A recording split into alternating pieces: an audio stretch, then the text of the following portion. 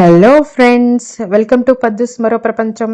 ఈరోజు కారం బూందీ చేస్తున్నాను. కరకరలాడుతూ తినే కొద్ది తినాలనిపించే ఓ స్నాక్. పండుగ, ఫంక్షన్, పెళ్లి, వేడుక ఏదైనా సరే ఇది ఖచ్చితంగా ఉండాల్సిందే. అయితే బూందీ చేయాలంటే చాలా కష్టంతో కూడుకున్నదని, సరిగ్గా రాదని అంటుంటారు. అయితే ఇకపై బూందీ తినాలి అంటే కొనే అవసరం లేకుండా ఇంట్లోనే ఈ కొలతలతో చేస్తే సూపర్గా వస్తుంది. గుండ్రంగా, కారంగా, కరకరలాడుతూ. మరెందుకు ఆలస్యం, ఈ వీడియోని స్కిప్ చేయకుండా చివరి వరకు చూడండి.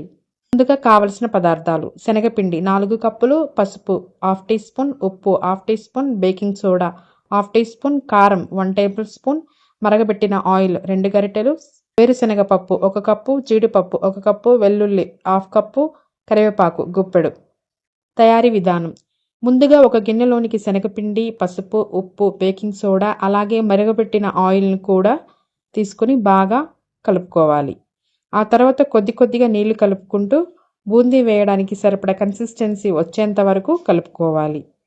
అప్పుడే బూందీ గుండ్రంగా కరకరలాడుతూ వస్తుంది.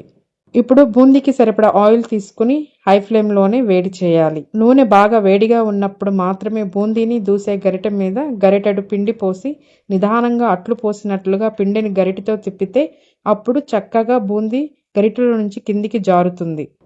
చూడండి, ఈ విధంగా గుండ్రంగా. నూనెలో పడ్డ బూందీని కేవలం హై ఫ్లేమ్లోనే వేపుకోవాలి. బూందీ ఎర్రగా వేగాక తీసి మరో గిన్నెలోనికి తీసుకోవాలి.